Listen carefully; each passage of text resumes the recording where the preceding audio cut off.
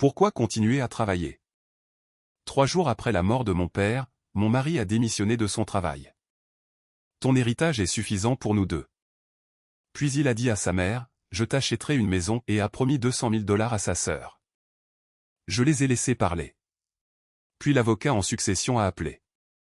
3 jours après la mort de mon père, je suis entré dans la cuisine à 10h30 du matin et j'ai trouvé mon mari en train de boire du café dans son pantalon de survêtement. Je me suis arrêté, une main encore sur l'encadrement de la porte. Pourquoi es-tu à la maison? Marc a levé les yeux de son ordinateur portable. Bonjour à toi aussi. C'est mercredi. Je sais quel jour on est. Pendant une demi-seconde, j'ai pensé qu'il avait peut-être pris un congé de deuil. Les funérailles de papa n'étaient pas avant vendredi, et j'avais passé la majeure partie de cette matinée à me disputer avec le fleuriste pour savoir si Walter Hay, un homme qui considérait les coussins décoratifs comme une insulte personnelle, aurait voulu un arrangement appelé Jardin Céleste. Puis j'ai remarqué que le téléphone professionnel de Marc n'était pas sur le comptoir. Quelque chose s'est passé au travail? Il a fermé l'ordinateur portable. J'ai démissionné. J'ai en fait regardé derrière moi comme s'il pouvait y avoir un autre mari dans la pièce qui pourrait expliquer ce que le mien venait de dire. Tu as fait quoi? J'ai démissionné hier. Il a pris une gorgée de café. Claire, ne fais pas comme si j'avais rejoint une secte. Normalement, cela m'aurait fait rire. Marc avait toujours été doué pour glisser de l'humour dans les conversations inconfortables. Pendant 22 ans, cela l'avait sorti de plus de problèmes que nous ne l'aurions probablement admis tous les deux. Ce matin-là, ça n'a pas marché. Pourquoi aurais-tu démissionné de ton travail hier? Il s'est penché en arrière. Parce que je ne vois plus l'intérêt. L'intérêt est généralement le salaire. Tu sais ce que je veux dire? Non, je ne sais pas. Il a étudié mon visage un instant, puis a dit cela aussi nonchalamment que s'il avait décidé que nous n'avions plus besoin du câble. Pourquoi continuer à travailler? Ton héritage est suffisant pour nous deux. Je l'ai juste regardé fixement. Papa était mort depuis 72 heures. J'avais encore son dernier message vocal sur mon téléphone parce que je ne pouvais pas me résoudre à le supprimer. Il y avait des cartes de condoléances empilées à côté du grille-pain. Sa nécrologie était ouverte sur mon iPad et mon mari avait apparemment déjà pris sa retraite. Quel héritage? Marc m'a jeté un regard. Allons, Claire. Non, dis-moi. Ton père a vendu iMechanical pour des millions. Sa maison est payée. Il avait des investissements. Il dépensait à peine de l'argent. Combien penses-tu que je vais recevoir? Je ne sais pas exactement. Alors comment sais-tu que c'est assez pour que tu arrêtes de travailler? Il a hésité. Cette hésitation m'a dérangé plus que la réponse. Eh bien, même de manière conservatrice, ça doit être quelques millions. Je me souviens avoir pensé, de manière conservatrice, il avait fait le calcul. Je n'avais même pas fait de calcul. Je savais que papa était à l'aise. Je savais qu'il avait vendu son entreprise de CVC commercial 6 ans plus tôt, mais nous n'avions jamais discuté de ce dont j'hériterais. Papa parlait plus librement de son cholestérol que de ses finances, et ce n'est pas peu dire. Marc a tendu la main vers la mienne. Écoute, je travaille depuis que j'ai 22 ans. J'en ai 55. 33 ans de quota, d'aéroport, de réunions régionales, de clients qui m'appellent le dimanche parce qu'apparemment les filtres à air sont une urgence nationale. Peut-être qu'on peut enfin profiter de nos vies. Il y avait quelque chose là-dedans que je comprenais. Marc était fatigué depuis des années. Mais comprendre pourquoi quelqu'un fait quelque chose ne rend pas automatiquement la chose raisonnable. Tu as démissionné sans me parler. Je savais que tu t'inquiéterais. Ce n'est pas une défense. J'allais te le dire. Tu me l'as dit après avoir démissionné. Il a soupiré. Pouvons-nous ne pas faire ça maintenant? J'ai presque ri. Apparemment, maintenant était un moment inapproprié pour discuter de la décision qu'il avait prise parce que mon père venait de mourir. Ce soir-là, la mère et la sœur de Marc sont venues. Ma belle-mère a apporté des lasagnes. Sa sœur a apporté du vin. Pendant les 20 premières minutes, tout semblait presque normal. Puis Marc a commencé à dépenser l'argent de papa. Sa mère, Diane, se plaignait d'une autre augmentation de loyer quand Marc a dit « Ne t'inquiète pas pour ça, maman. Une fois que tout sera réglé, Je t'achèterai une maison. J'ai levé les yeux. Diane a cligné des yeux. Marc, je suis sérieuse. Oh, chérie, je ne pourrais pas te laisser faire ça. Puis, sans vraiment de pause, elle a ajouté, il y a de jolies petites maisons de plein pied près de Westerville. C'est là que j'ai réalisé que cette conversation n'était peut-être pas entièrement nouvelle. Sa sœur Mélissa a souri. Regarde maman. Elle a déjà un code postal. Diane l'a repoussé d'un geste de la main. J'ai regardé. Ça ne veut rien dire. Marc a ri. Puis il s'est tourné vers Mélissa. Et on va te remettre sur pied, toi aussi. Elle a froncé les sourcils. Qu'est-ce que ça veut dire? Tes dettes. Les trucs d'affaires. Je te donnerai 200 000. Table rase. Mélissa a posé sa fourchette. Tu es sérieux? Absolument. Elle s'est levée et l'a serré dans ses bras. J'étais assise là, tenant mon verre d'eau. Personne ne m'avait rien demandé. Pas comment j'allais. Pas à quoi ressemblait la succession de papa. Pas ce que je pourrais vouloir faire avec ce qu'il m'avait laissé. Ils étaient passés directement à la distribution. Marc. Il m'a regardé. Quoi? Papa n'a même pas encore été enterré. Le silence s'est fait à table. Son sourire a disparu. Claire, ce n'est pas de ça qu'il s'agit. De quoi s'agit-il? Je parle de prendre soin de la famille. J'ai regardé de lui à sa mère, puis à sa sœur. Quelle famille? Diane a immédiatement baissé les yeux. Mélissa s'est réassise sur sa chaise. La mâchoire de Marc s'est crispée. C'est inutile. Tout comme promettre 200 000 $ sans que personne ne me demande mon avis. Mélissa a levé les deux mains. Je ne veux pas être au milieu de ça. C'était une déclaration intéressante de la part de quelqu'un qui avait accepté 200 000 $ environ 40 secondes plus tôt. Je ne l'ai pas dit. C'était quelque chose pour lequel j'étais très doué à l'époque, ne pas dire la chose qui rendrait un moment inconfortable pire. Après leur départ, Marc m'a suivi dans la cuisine pendant que j'emballais les restes de lasagne. Tu as embarrassé ma mère. J'ai embarrassé ta mère. Elle se sent déjà mal à l'aise d'accepter de l'aide. Elle a semblé s'en remettre. Claire. J'ai posé le papier d'aluminium. Tu n'avais aucun droit de leur promettre quoi que ce soit. Nous sommes mariés. Qu'est-ce que ça a à voir avec le fait de promettre 200 000 $ à Mélissa? Il s'est frotté le front. Si ton père t'a laissé ce que je pense qu'il t'a laissé, nous parlons de plus d'argent que nous n'en aurons jamais besoin. Ça ne répond toujours pas à ma question. Parce que tu transformes ça en quelque chose que ce n'est pas. Qu'est-ce que c'est alors? Il a eu un petit rire fatigué. Claire, il n'y aura pas ton argent et mon argent. Nous sommes à l'abri. Je n'ai pas répondu. Peut-être parce que j'étais fatigué. Peut-être parce qu'une partie de moi faisait ce que j'avais fait pendant des années, décider si cela valait vraiment la peine de se battre. Marc avait toujours été généreux, parfois avec des choses qui n'étaient pas entièrement à lui. Il avait une fois prêté mon VUS à Mélissa pour 4 jours et me l'avait dit après coup. Quand le chauffe-eau de sa mère est tombé en panne, il avait promis que nous le couvririons avant de m'en parler. Il proposait notre maison pour Thanksgiving si régulièrement qu'une année, je l'ai découvert parce que Diane a demandé à quelle heure elle devait apporter les petits pains. Aucune de ces choses n'avait semblé énorme. Le mariage est plein de petites irritations. Si vous êtes marié depuis assez longtemps, vous apprenez que chaque colline ne mérite pas qu'on y plante un drapeau. Du moins, c'est ce que je m'étais toujours dit. Le lendemain matin, mon téléphone a sonné alors que j'étais dans la chambre de papa, essayant de décider dans quel costume il devait être enterré. Claire, c'est Samuel Green, l'avocat de papa.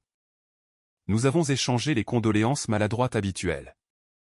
Puis Samuel a dit, il y a plusieurs documents successoraux que Walter voulait que je parcours avec vous. Pourriez-vous venir demain matin? Bien sûr. Marc peut venir avec moi. Il y a eu une pause. Pas longue. Assez longue. En fait, a dit Samuel, votre père a spécifiquement demandé que notre première rencontre se fasse avec vous seul. J'ai regardé à travers l'embrasure de la porte de la chambre de papa vers le salon. Marc était assis sur le canapé avec son ordinateur portable ouvert. Sur l'écran, Il y avait une annonce de bateau d'occasion, et pour la première fois depuis la mort de papa, je me suis demandé ce que mon père savait que j'ignorais. Le bureau de Samuel Green se trouvait au 4e étage d'un vieil immeuble en briques du centre-ville. Le genre d'endroit avec des couloirs étroits et un répertoire dans le hall qui semblait avoir survécu à 3 mers. J'y étais allé 2 fois auparavant avec papa. Une fois à la mort de maman et une fois quand papa a vendu l'entreprise. Aucun de ces souvenirs ne me donnait envie d'y retourner. Samuel m'a accueilli à la porte lui-même. Claire. Bonjour Samuel. Il m'a serré la main, puis a semblé reconsidérer la formalité et m'a donné une brève pression sur l'épaule. Je suis désolé pour Walter. Merci. Il m'a conduite dans son bureau. Il y avait un bloc-notes qui attendait sur la table avec une bouteille d'eau et une boîte de mouchoirs positionnée discrètement sur le côté. J'ai remarqué les mouchoirs et j'ai immédiatement décidé que je n'en aurais pas besoin. Le deuil vous rend compétitif sur des choses ridicules. Samuel s'est assis en face de moi pendant quelques minutes. Nous avons parlé des funérailles, du certificat de décès, de la maison, des affaires successorales ordinaires. Puis il a fermé le dossier devant lui. Avant d'aborder les chiffres, il y a quelque chose que Walter voulait que je discute avec vous. D'accord. Est-ce que Marc vous a déjà dit qu'il est venu voir votre père sans vous? Ce n'était pas du tout la question à laquelle je m'attendais. Marc, oui. Quand? Il y a environ 8 mois. J'ai secoué la tête. Non. Samuel a hoché la tête comme si cette réponse confirmait quelque chose. Il a contacté Walter plus d'une fois. Il y a eu une conversation en personne, un appel téléphonique plus tard, et finalement un courriel. À propos de quoi? De la succession de votre père. Je me suis adossé.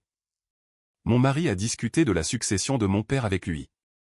Walter m'a demandé d'être prudent sur la façon dont je caractérise les conversations. Marc ne le menaçait pas. Il ne tentait rien d'illégal. Cela a presque empiré les choses. Que faisait-il? Samuel a ouvert un autre dossier. Il planifiait. Il a fait glisser une seule feuille de papier vers moi. C'était la copie d'une lettre manuscrite de papa. J'ai immédiatement reconnu les lettres capitales carrées. Papa écrivait comme si chaque note pouvait un jour être soumise comme preuve. Samuel a dit que Walter l'avait autorisé à me la donner après sa mort. J'ai lu les premières lignes. Papa écrivait que Marc était passé un après-midi et avait commencé à parler de retraite. Rien d'inhabituel au début. Marc s'était plaint des voyages et des quotas de vente de nombreuses fois. Puis j'ai atteint un paragraphe et je me suis arrêté. Papa avait retranscrit l'échange presque mot pour mot. Marc avait dit, une fois que Claire héritera, je pourrai enfin arrêter de travailler. Papa avait répondu, Claire hérite. Et Marc avait ri. Allons, Walter. Nous sommes mariés. Je l'ai lu 2 fois. Samuel attendait. Ça l'a dérangé? Ai-je demandé. Oui. Pourquoi ne m'a-t-il rien dit? Nous y viendrons. J'ai regardé à nouveau la page. Ce qui me dérangeait, c'était à quel point cela correspondait parfaitement à ce que Marc avait dit dans notre cuisine. Il n'y aura pas ton argent et mon argent. Apparemment, cette idée n'était pas arrivée 3 jours après la mort de papa. Elle était là avant. Samuel a ouvert le dossier de la succession. Votre père a très bien réussi quand il a vendu iMechanical. Il a investi de manière conservatrice par la suite. Après les dons de bienfaisance, les frais de succession et les autres dispositions de son plan. Les actifs destinés principalement à vous sont actuellement évalués à environ 3,8 millions, sans compter la maison. Je ne me souviens pas avoir eu une réaction spectaculaire. Surtout, j'ai pensé que Marc n'était pas loin du compte, et j'ai détesté cette pensée. Samuel a continué, la majorité de ses actifs sont détenus dans une fiducie que Walter a établie avant sa mort. Une fiducie pour moi. Oui, vous en êtes la bénéficiaire. Qu'est-ce que cela signifie en termes pratiques?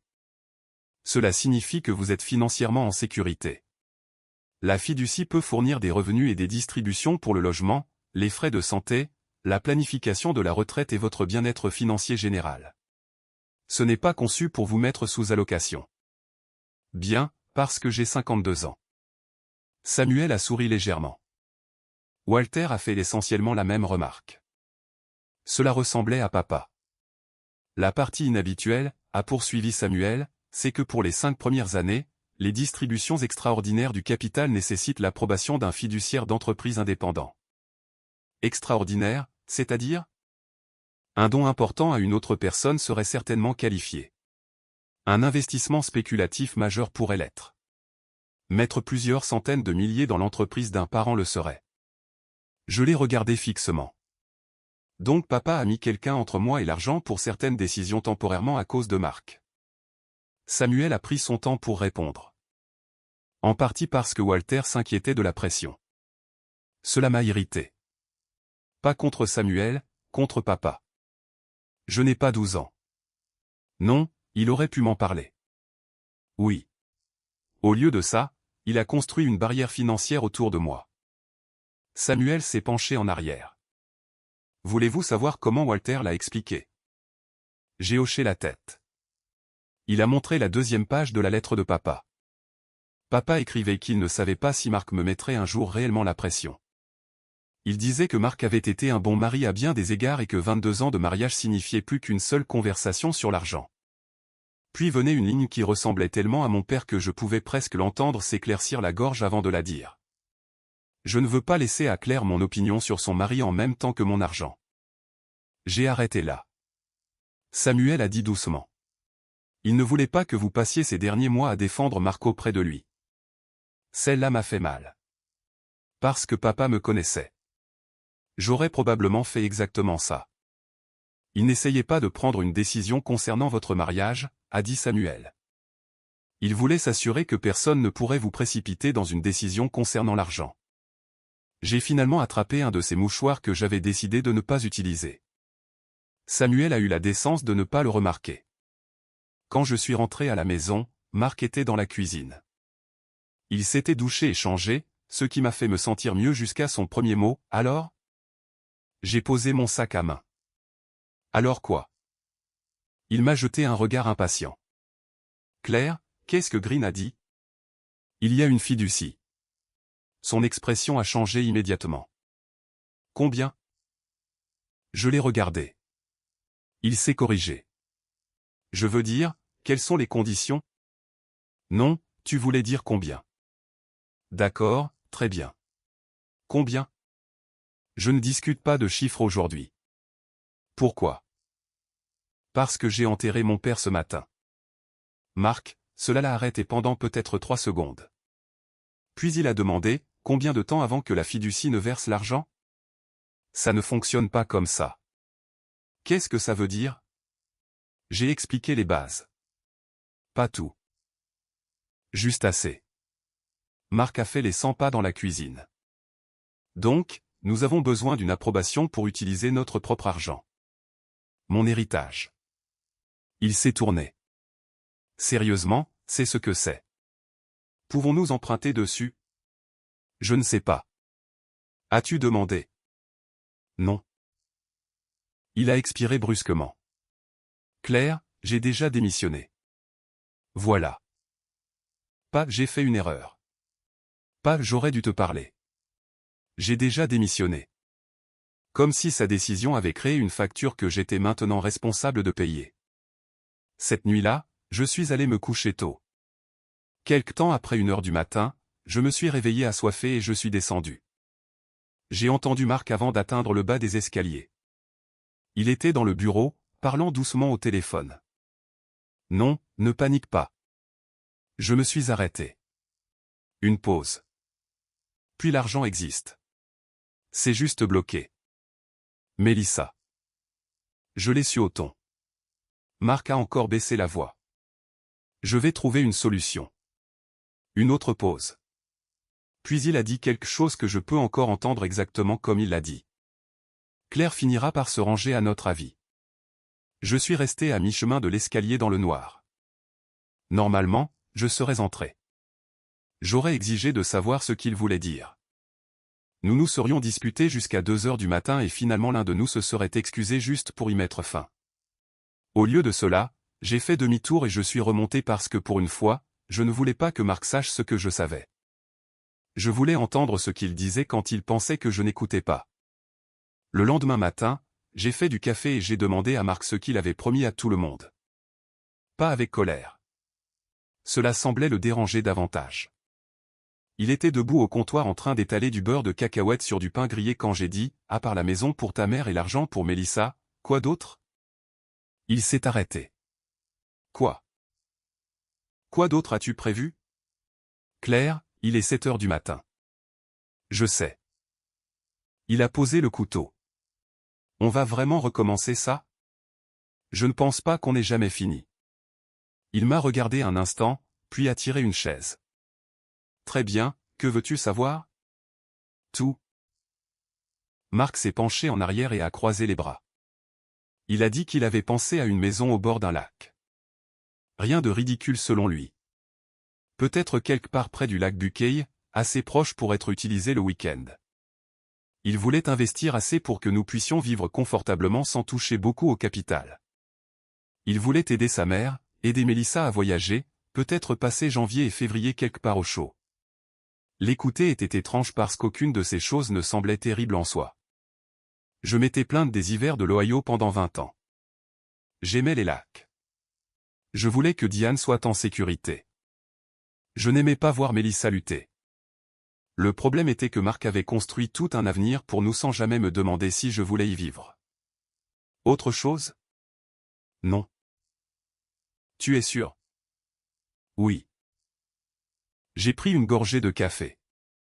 Quand as-tu démissionné? Je te l'ai dit. Mardi.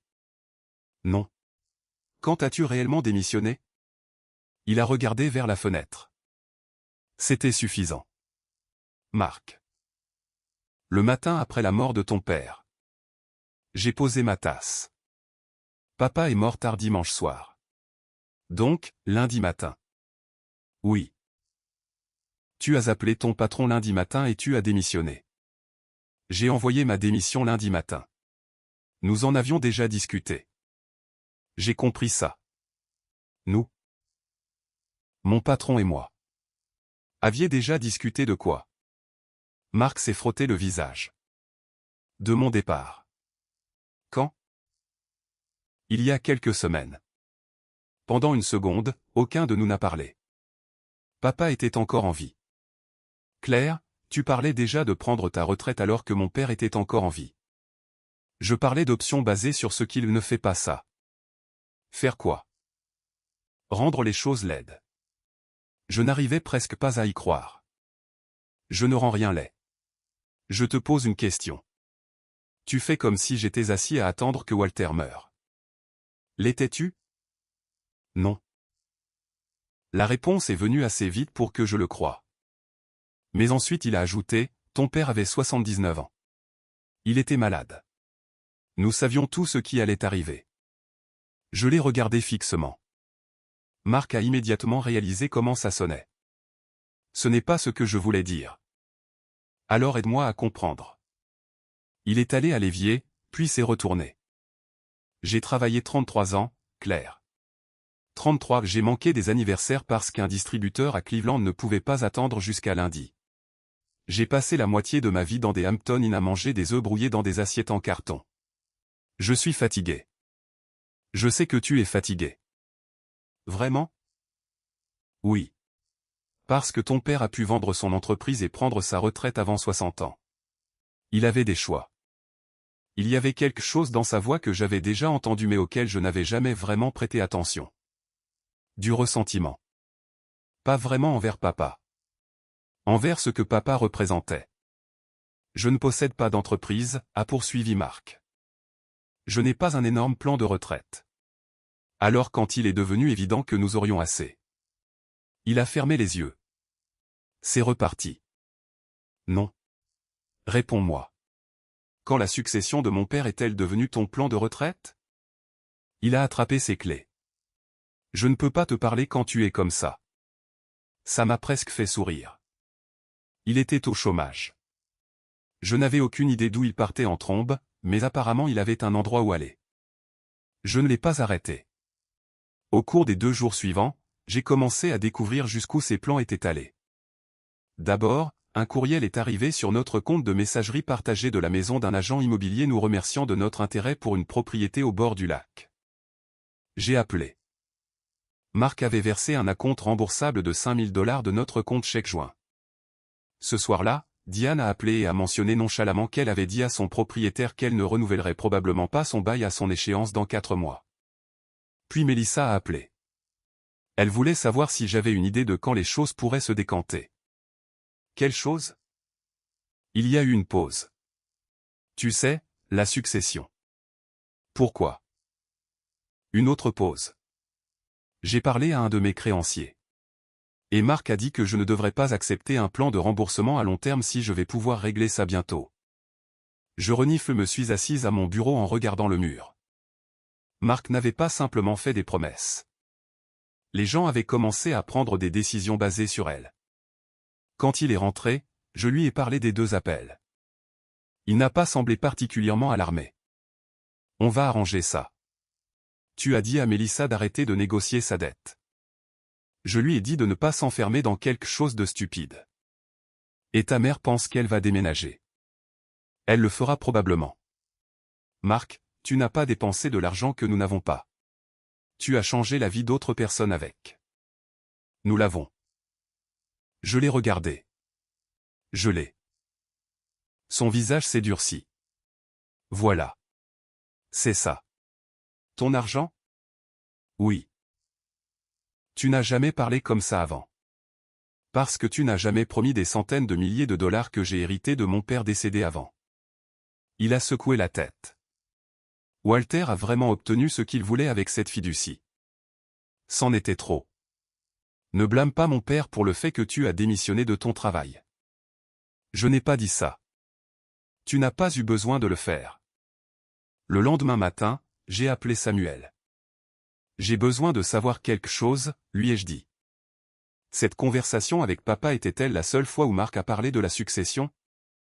Samuel est resté silencieux. Non. Alors, je suis retourné en ville. Cette fois, il n'y avait pas de mouchoir sur la table.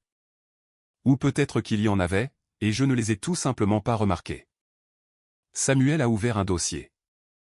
Walter a autorisé la communication de ce matériel après sa mort. Je veux être clair à ce sujet. Il a fait glisser plusieurs pages imprimées vers moi. La première page avait un titre, Plan d'investissement familial à Bennett. J'ai eu un petit rire, non pas parce que c'était drôle, mais parce que mon mari avait apparemment donné un titre de plan d'affaires à la mort de mon père. J'ai tourné la page. Il y avait des rendements d'investissement estimés, une proposition de propriété au bord du lac, une aide au logement pour Diane, une section intitulée Résolution de la dette commerciale de Mélissa, 200 000 à 250 000 $, puis des projections de retraite pour Marc. J'ai continué à lire. La valeur estimée de la succession de papa apparaissait à 3 endroits différents. Tout comme mon nom. L'héritage attendu de Claire. Les actifs de Claire. Le revenu d'investissement projeté de Claire. Je suis revenu à la première page. Quelle est la date? Samuel n'a pas répondu. Il n'en avait pas besoin. C'était juste là, dans le coin supérieur. 11 mois avant la mort de papa.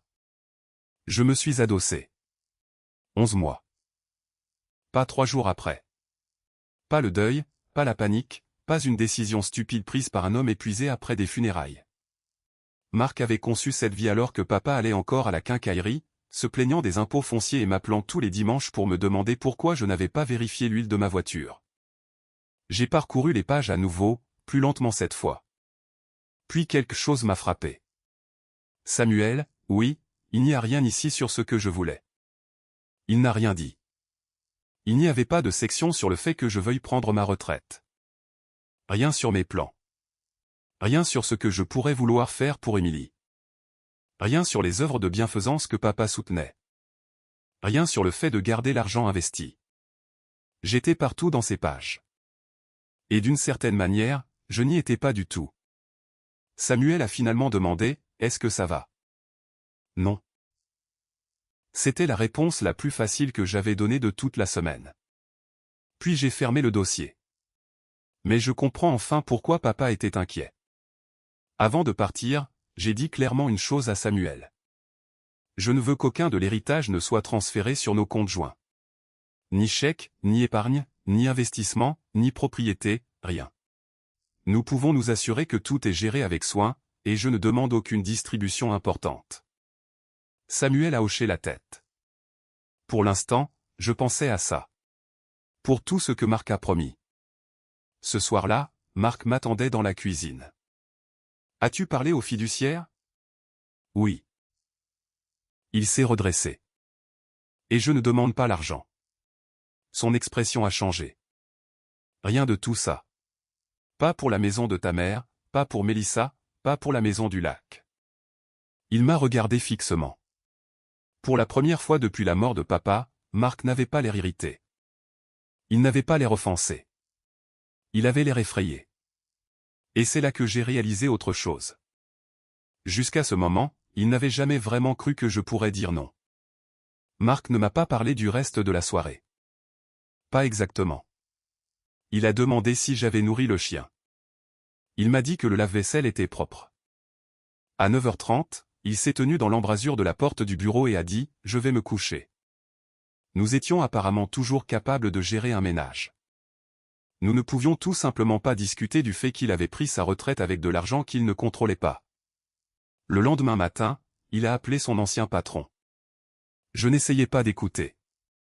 Notre maison n'était tout simplement pas assez grande pour qu'un homme de 55 ans ait une crise de carrière privée dans la cuisine. Je ne vous demande pas de prétendre que je n'ai jamais démissionné, a dit Marc. Je demande s'il y a un moyen d'annuler cela. Un long silence. Je comprends. Un autre silence. Oui, bien sûr. Quand il a raccroché, il est resté à table. Qu'est-ce qu'il a dit? Ai-je demandé. Mon poste a déjà été offert à Greg. Je connaissais Greg. Marc s'était plaint de lui pendant 6 ans. C'était rapide. Apparemment, Greg n'a pas besoin de 3 semaines pour prendre une décision. J'ai laissé passer. Marc m'a regardé. Ils auront peut-être autre chose plus tard. D'accord. Probablement moins d'argent. D'accord. Il a eu un rire sans humour. Tu n'as pas besoin d'avoir l'air si dévasté. Que veux-tu que je dise? Je ne sais pas. Peut-être que nous trouverons une solution ensemble. J'ai posé mon café. Nous pouvons trouver une solution pour la suite ensemble. Nous ne pouvons pas prétendre que démissionner était une décision que nous avons prise ensemble. Cette distinction est devenue l'argument sous-jacent à chaque dispute que nous avons eue la semaine suivante. Marc voulait que je demande assez de la fiducie pour remplacer 2 ans de son salaire pendant qu'il déciderait de ce qu'il voulait faire. J'ai dit non. Je ne menaçais pas d'arrêter de payer l'hypothèque ou les courses. J'avais mon revenu du cabinet de physiothérapie, mes propres économies, et nous avions toujours partagé les dépenses du ménage. Ce que je ne ferais pas, c'était de transformer la succession de papa en indemnité de départ pour une démission dont je n'étais pas au courant. Puis la mère et la sœur de Marc sont venues. Elles ont appelé ça parler. La famille a un nombre remarquable de mots doux pour des situations qui ne sont pas douces, a commencé Mélissa. Marc nous a dit que tu ne demandais aucune distribution. Je l'ai regardé. Il fixait le sol. C'est exact. Mélissa s'est agitée sur le canapé. J'aurais juste aimé le savoir avant. Avant quoi? Avant de changer les choses avec mes créanciers. Je ne t'ai pas dit de changer quoi que ce soit. Non. Marc l'a fait. Alors Marc te doit des excuses. Elle a froncé les sourcils. C'est ton mari, Claire. Exactement. Mon mari, pas l'exécuteur testamentaire de mon père. Diane est intervenue avant que Mélissa ne puisse répondre. Ne rendons pas cela plus laid que nécessaire. Encore cette phrase. Apparemment, demander aux gens de ne pas dépenser mon héritage était ce qui rendait tout si laid. L'approche de Diane était différente. Elle n'a pas parlé de droit.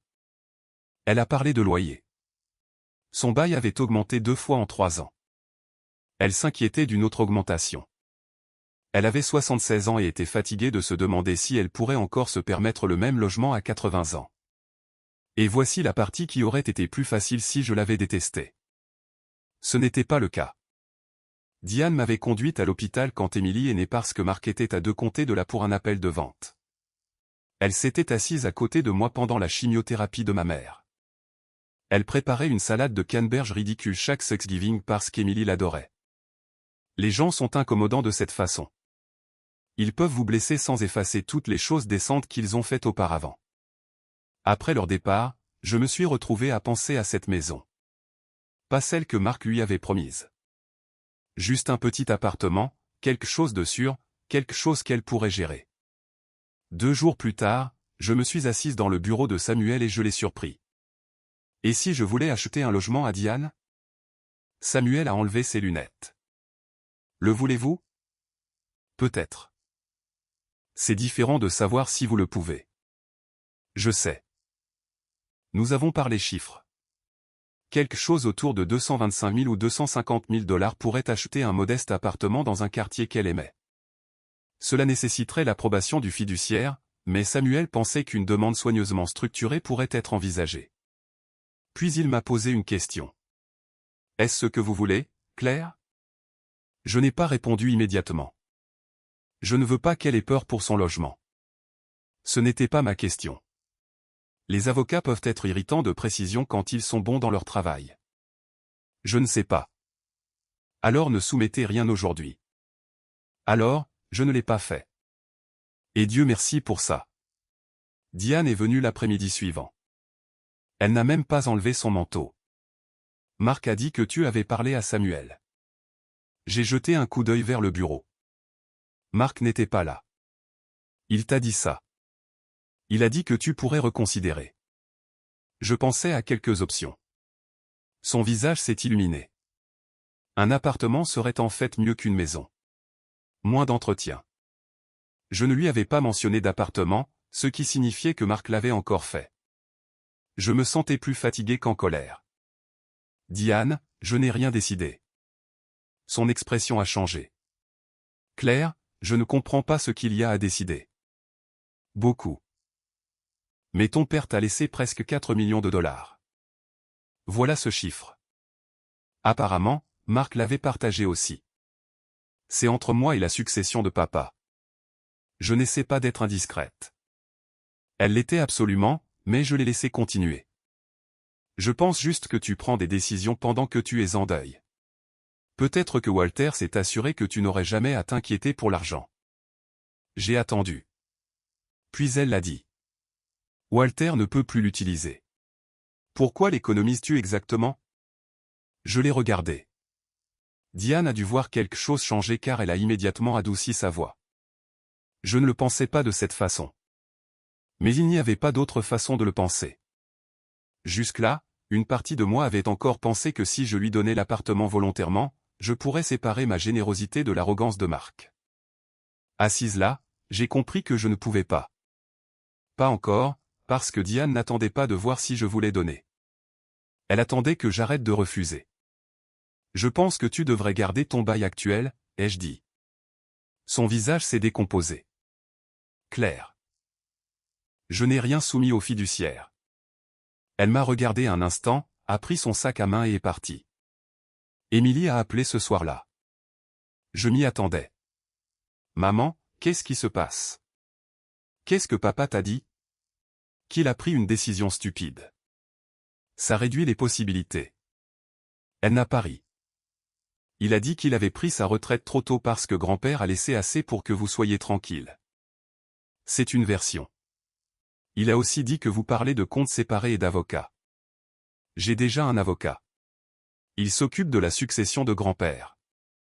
Maman. J'ai entendu la frustration dans sa voix. Puis elle a dit la chose que je savais que quelqu'un finirait par dire. Papa a merdé. Je le sais. Mais vas-tu vraiment mettre fin à 22 ans pour de l'argent? Celle-là a fait mal parce qu'elle venait de ma fille. Non. Alors qu'est-ce que tu fais? J'aurais pu lui parler du plan de 11 mois. J'aurais pu le lui envoyer avant de raccrocher.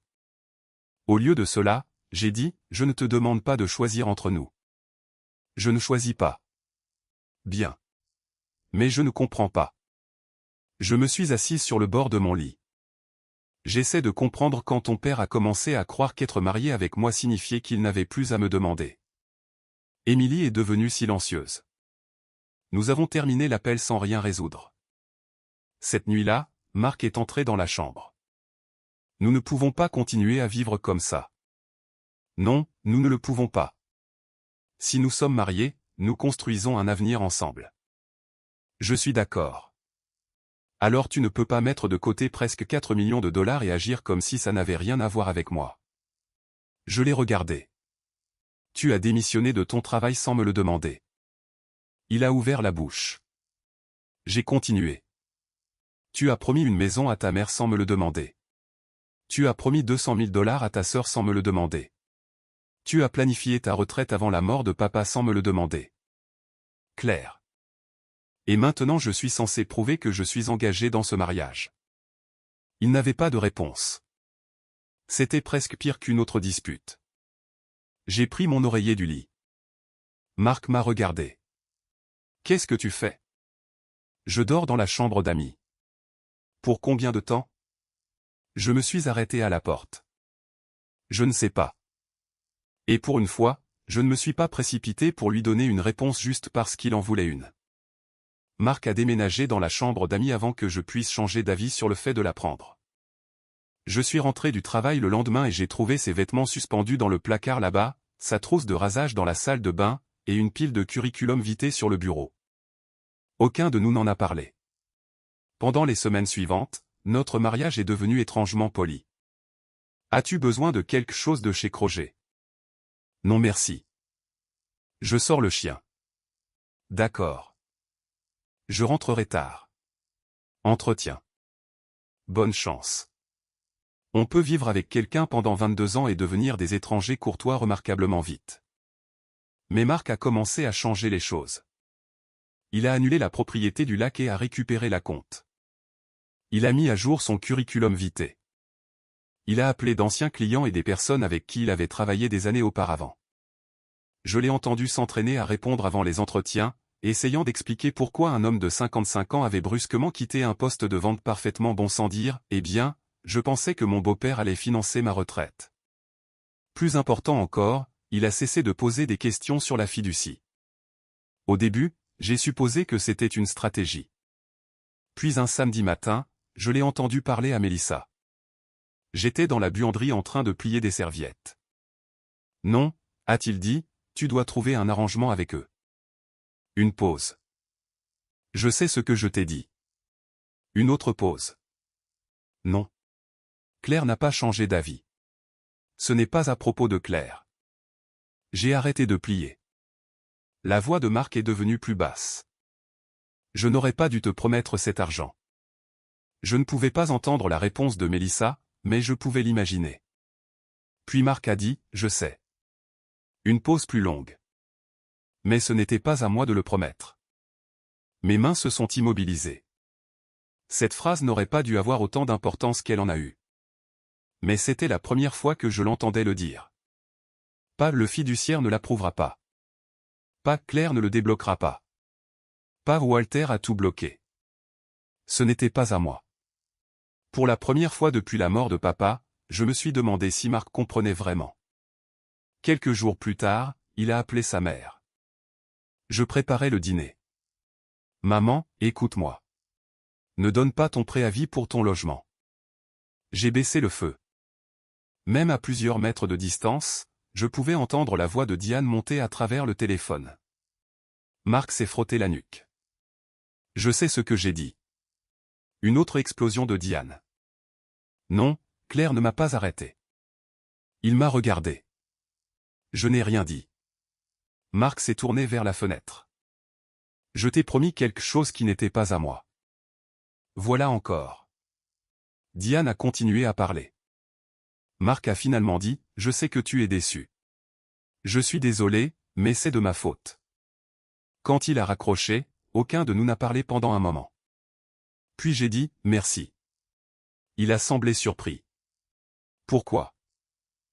De ne pas faire de moi la méchante. Il a hoché la tête.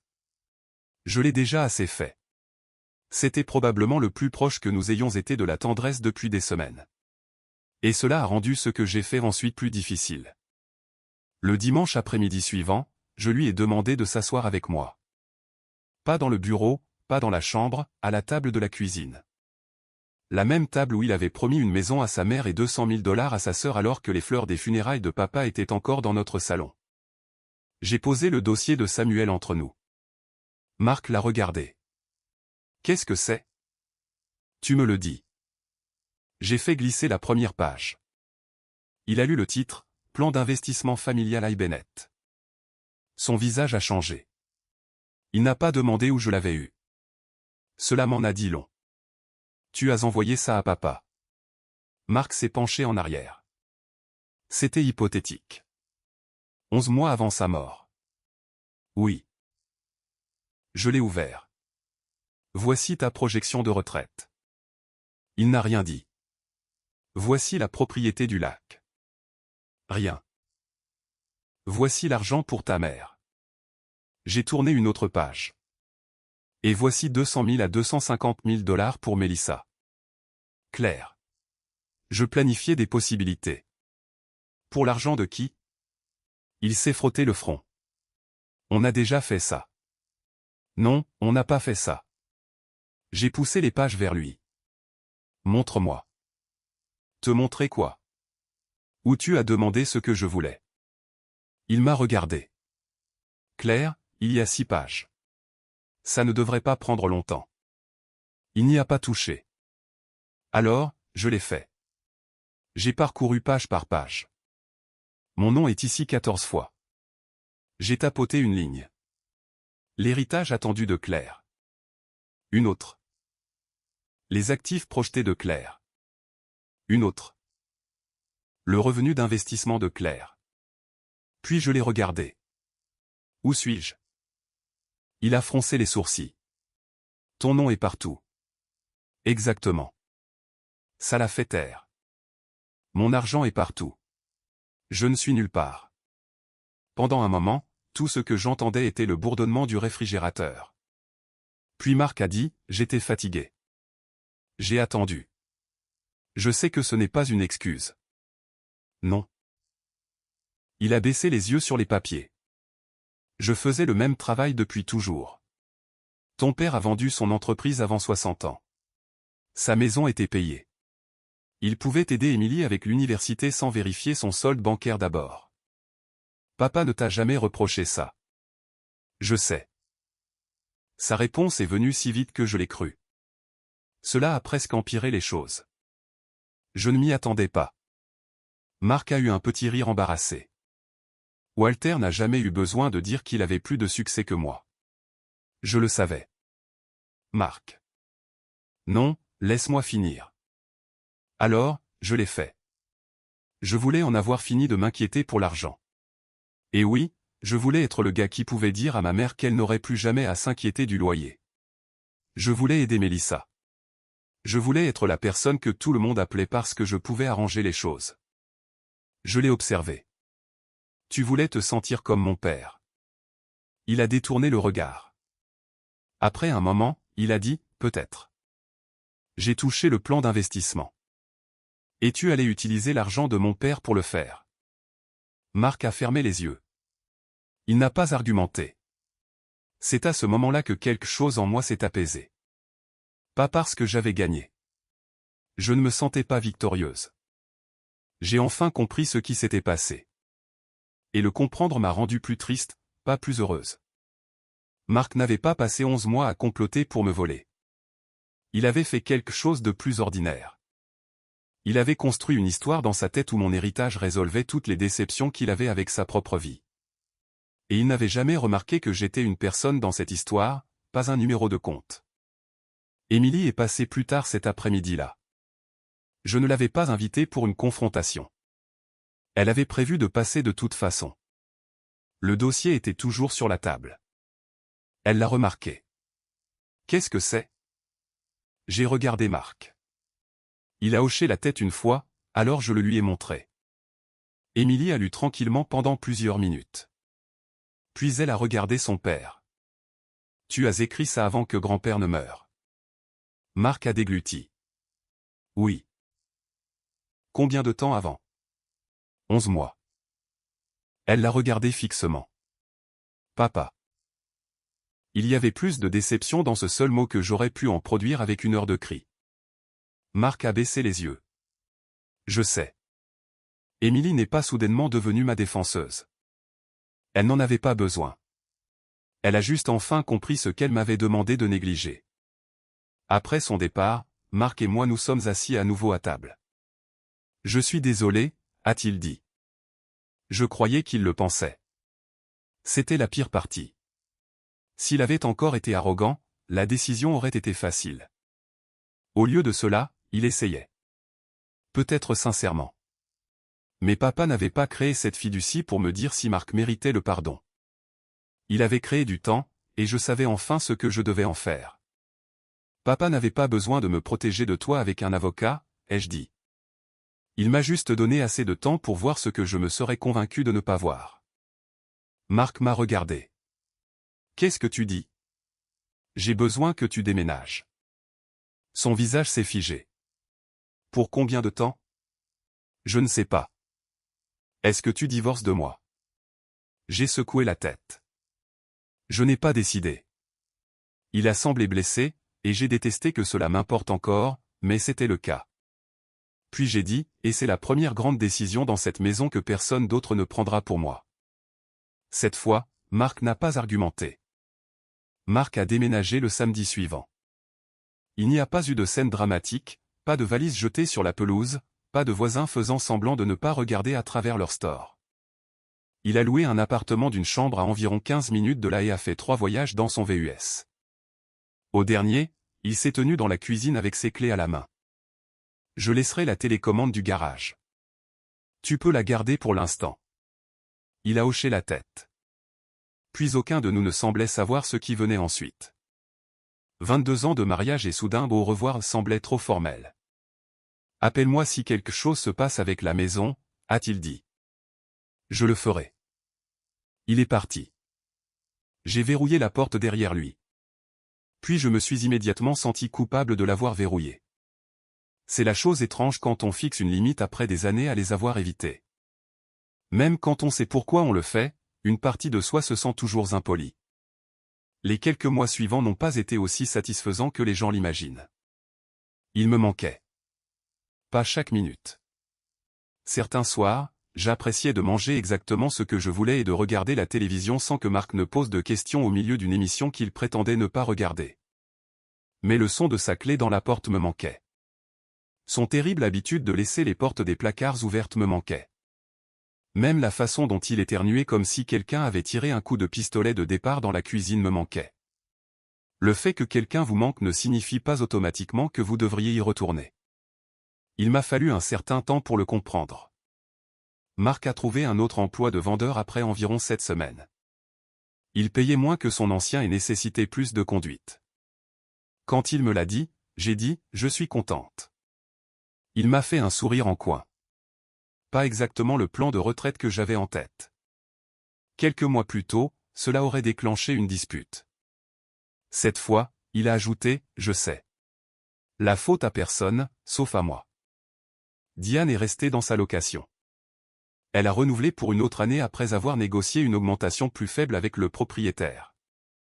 Mélissa a pris un poste à temps plein dans une entreprise de design établie et a commencé à régler ses dettes avec un plan de remboursement. Personne n'a fini indigent. Personne n'a perdu sa maison. La catastrophe qu'ils m'avaient tous préparée à empêcher s'est avérée être la vie ordinaire. Factures, emploi, loyer, les mêmes choses que tout le monde gérait avant la mort de papa. Marc et moi avons commencé une thérapie, séparément. Plus tard, nous y sommes allés ensemble. Je ne prétendrai pas que la thérapie a produit une conversation magique où il a dit exactement la bonne chose et j'ai soudainement compris 22 ans de mariage. C'était surtout inconfortable. Un après-midi, notre thérapeute a demandé à Marc pourquoi il avait été si certain que j'accepterais finalement ses plans. Il est resté assis là pendant un long moment. Puis il a dit, parce qu'elle finissait toujours par se ranger à mon avis. Je l'ai regardé. Non. Il s'est tourné vers moi. Je cédais généralement. Il a commencé à répondre, puis s'est arrêté.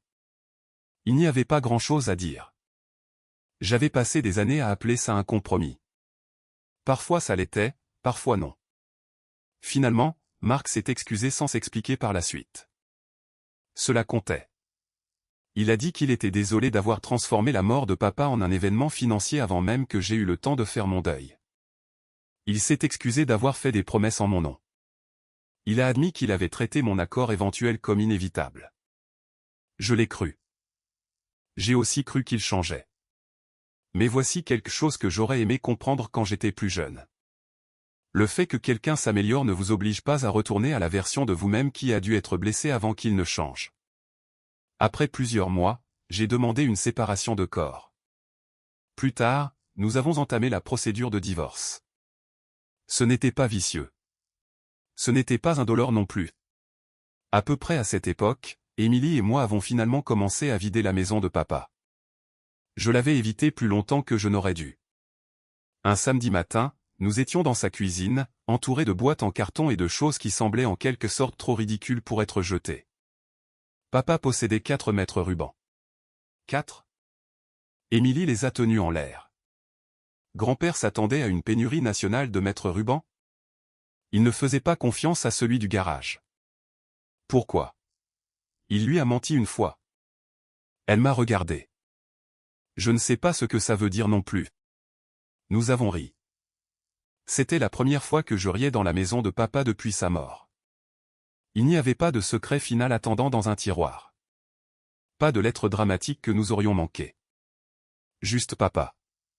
Des reçus de quincaillerie. 3 paires de lunettes de lecture. Une vieille cafetière que j'avais essayé de remplacer 2 fois. Des mesures griffonnées au dos d'une enveloppe pour des étagères qu'il avait apparemment prévu de construire et qu'il n'a jamais faites. Émilie emballait des tasses à café quand elle a demandé « Penses-tu que grand-père savait que papa ferait tout ça ?» J'y ai pensé. Non. Elle a semblé surprise. Vraiment ?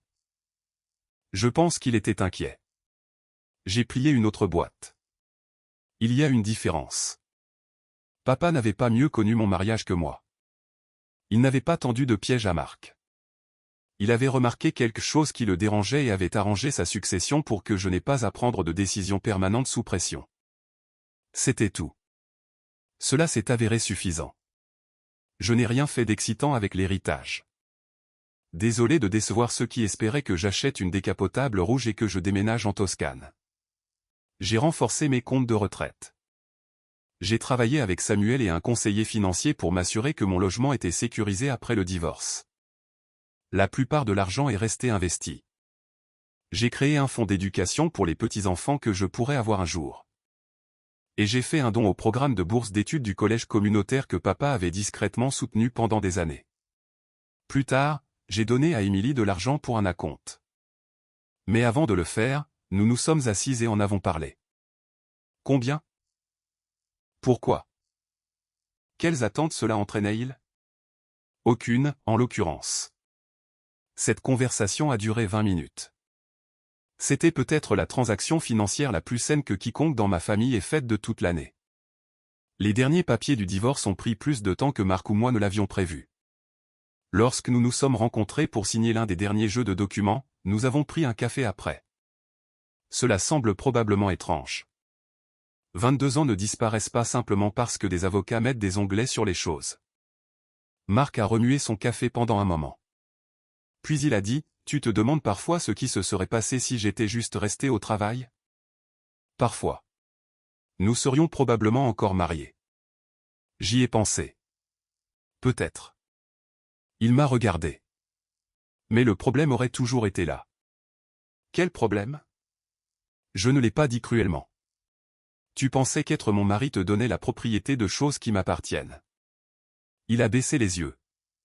J'ai ajouté, l'argent l'a juste rendu assez cher pour que je le remarque. Marc a hoché la tête lentement. J'aurais aimé le remarquer en premier. Moi aussi. Nous avons fini notre café. Puis nous nous sommes étreints sur le parking et sommes allés à des voitures séparées. Pendant longtemps, j'ai pensé que le dernier cadeau de papa pour moi était de 3,8 millions. Ce n'était pas le cas. La chose la plus précieuse qu'il m'ait laissée était du temps. Parce que sans cette fiducie, je sais ce qui se serait probablement passé. Marc se serait excusé. Diane aurait pleuré.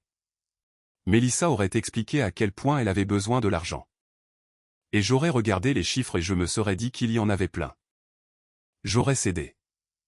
Non pas parce que je le voulais, mais parce que quelque part en cours de route, j'avais commencé à confondre le fait de rendre tout le monde heureux avec le fait d'être une bonne épouse. 3 jours après la mort de mon père, mon mari a démissionné de son travail parce qu'il pensait que mon héritage signifiait qu'aucun de nous n'aurait plus jamais à travailler. Il avait tort. Marc est retourné au travail. Et d'une manière étrange, moi aussi. Sauf que le travail que j'ai finalement quitté était celui que je faisais depuis 22 ans sans m'en rendre compte. Arrondir les angles, céder et prétendre que maintenir la paix était la même chose qu'être respecté. Si vous avez déjà eu à apprendre la différence entre la paix et le respect, vous savez probablement pourquoi cela m'a pris si longtemps. Merci de m'avoir écouté.